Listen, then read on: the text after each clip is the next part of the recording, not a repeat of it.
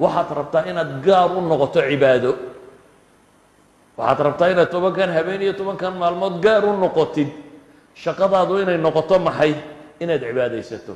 maraad taagantoo tukanayso, maraad qur-aan akhriyayso, maraad wardinayso, maraad nebiga ku salliyayso calayhi salaatu wasalaam, inuu wardi ahaado waxaagu bilbalaayiini walmalaayiin, inaad wardigaagu noqdo 10kan maalmood oo halkaad sheekayn lahayd ama war kale akhri. war xataa culammadii muslimiintii hore ma taqaanaa, culamada badh baa ramadaanta xataa waxay joojin jireen kutubtay akhri jireen, kutubtii la akhri jiray. kitaabku soo ma aha wax khayr laga helayo, culamada badh baa kutubta joojin jirtay. imaamu maalik iyo waxaa la sheegaa xataa xadiidka uu dayn jiray, xadiidkii nebi moxamed calayhi salaatu wasalaam akhriskiisuu dayn jiray, qur-aanku buu bixi jiray. waa odhan jiray bishana waa bisha qur-aankay odhan jireen, dabeetana cilmiga kale o dhan meel bay iska dhigi jireen, cilmiga qur-aanku unbaa bay soo reebi jireen. idan meesha raggii ragga ahaa uu kutubta cilmiga intuu ka tago uu xagga qur-aanka usii guurayey ama wardiga usii guurayey, haddaad adiguna xagga sheekada usii guurto iyo internetka waa mid subxaanalay soo baxaysaa. marka ictikaafkeennu uma ekaanayo ictikaafkii raggaa hore ay ictikaafi jireen. haddaba nebigu calayhi salaatu wasalaam sanadkii uu dhimanayey 20 baab uu ictikaafay baa la yidhaahdaa. 20 imaamu zuhri baa laga sheegaa cajaban lilmuslimiina tarakuu اlictikaafa maca ana الnabiya salى اllahu alayh waalih wasalam ma tarakahu munda qadima almadiina xataa qabadahu اllah. nebigu kama tegin buu yihi suu madiine u yimi inuu muctakif yahay. idan 10kan habeen inaad ictikaafto oo wardido oo qur-aan akhridid oo salaad tukatid oo habeen iyo maalinba masaajidka joogtid ayaa habboon. waxaa kaloo sii muhiima inaad de habeenkii baadi doontid khatarta ahaa laylat اlqadr, oo uu nabigu ku sheegay calayhi الsalaatu wasalaam 10ka dambe in laga baadi doono, oo uu haddana yidhi iltamisuuha fi اlcashri اlawaakhir waltamisuuha fi kuli watrin buu nebigu haddana fi kuli witrin, war 10ka dambe ka raadiya, oo haddana waxaa ka sii raadisaan buu nebigu yihi calayhi الsalaatu wasalaam habeenada witirka ah. habeenada witirkaa ka sii raadiya. oo maxaad qaban? waxaad qaban caaisha waxay tidhi oo ilaahay hadduu ila kulmiyo maxaan yeelaa? xadiidka ibnu maaja iyo tirmidiba warinayaan, sheekh albanani saxiixayee sheegay. wuxuu nebigu yihi calayhi الsalaatu wasalaam quulii allahuma inaka cafuwun kariimun tuxibu اlcafwa facfu cana. waxaad tidhaahdaa allahuma inaka cafuwun tuxibu اlcafwa facfu cana. ilaahayow mid wax cafiye baa tahy ee i cafi dheh oo cafigana jecel, ee rabbow i cafi dheh. idan habeenkan si aad u raadacayso baryada ilaahay badi, baryada ilaahay badi. waa habeenkuu nebigu leeyahy fiihi laylaة khayr min أlfi shahri man xurima khayruha faqad xurim. xadiidka axmed iyo nasaa-i ba warinayaan, sheekh ilalbanina saxiixa ku tilmaamaya. waa habeen 1000 bilood ka khayr badan sida qur-aankuba sheegay de, oo man xurima khayruha faqad xurim buu nebigu yihi. habeenkaa ninka khayrkeeda waayaa, habeenkaa khayrkiisa ninka waayaa kaasi khayrba waa khayr beele. khayr beelayaasha si aanad ugu biirin habeenkan raadce. bal 1000 bilood cibaadadood ha dambaysee haddii aada shaqaalo tahay oo lagu yidhaahdo 10 maalmood maalin ka mida haddaad si fiican u shaqaysid 1000 bilood mushaharkood baa lagu siinaya, maxaad samayn lahayd? haddaba wax weyn oo kaleba lama sheegin. waan shaqaalaad ahayd miskiin oo $1000 $500 $700 wax qaata,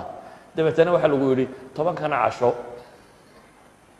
maalin baa ku jirta, haddaad si fiican u shaqaysid 1000 bilood mushaharkood baad qaadanaysaa.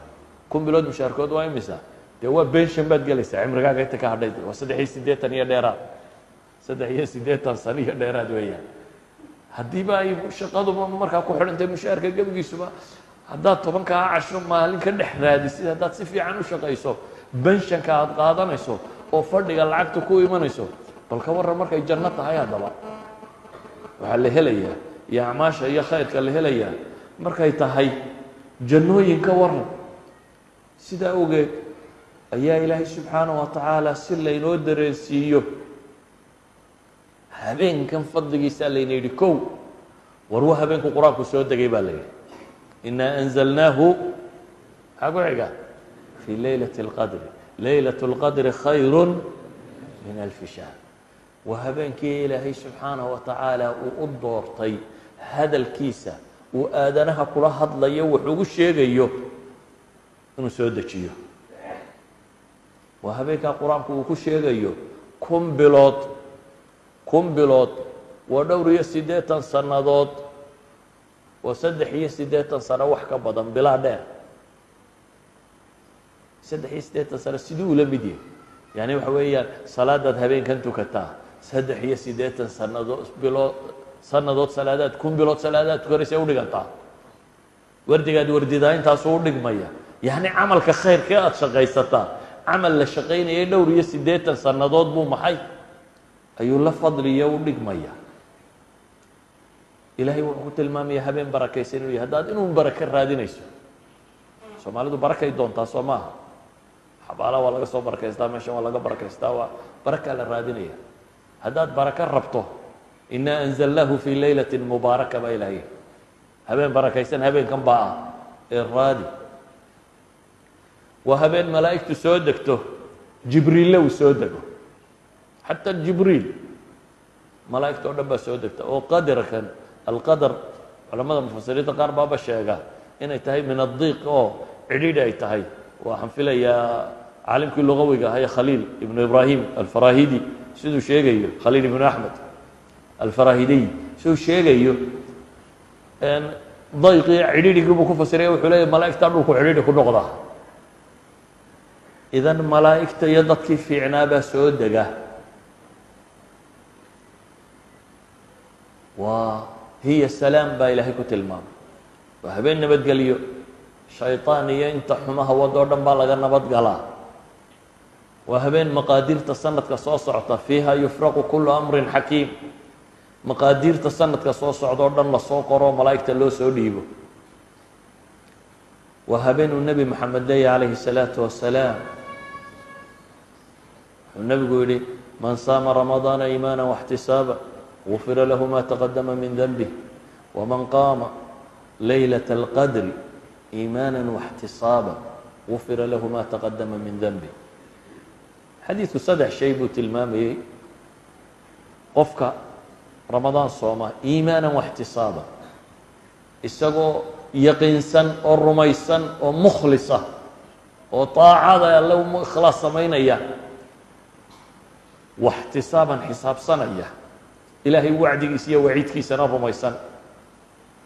dembigiisa horaa la dhaafaa ninka ramadaanta tukada habeenadeeda isagoo iimaana واxtisaabana dembigiisa la dhaafaa habeenka kana si gaara ninka tukada habeenka laylaة اlqadriga ninka tukada dembigiisii baa la dhaafaa baa la yidhi gufira lahu ma taqadama min denbi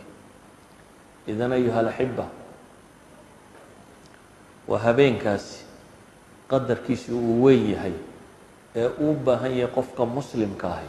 inuu xoog u raadceeyo cibaadaadka ugu badan ee 10kan la sameeyay ay culimmadu tilmaamaan waxaa ka mid ah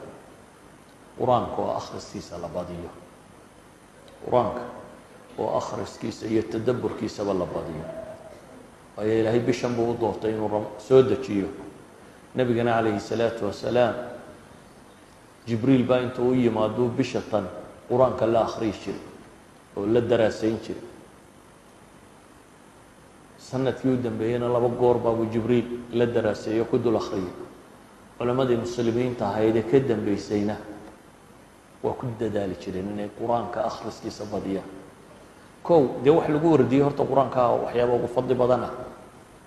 oo waa kii xadiidka nebigu ku tilmaamayey qur-aanka xaraf xaraf baa loo tirinayaa maxay akhriskiisa alif ba ta tha alxamdu lilaahi rabi اlcaalamiin saasaa lagugu tirinaya 140 ay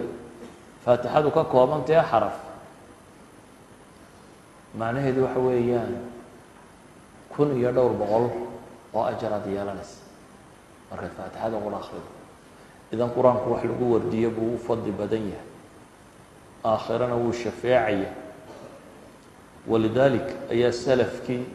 ummadda tani waxay xoog ugu dadaali jireen inay qur-aanka in badan dhameeyaan bisha ramadaan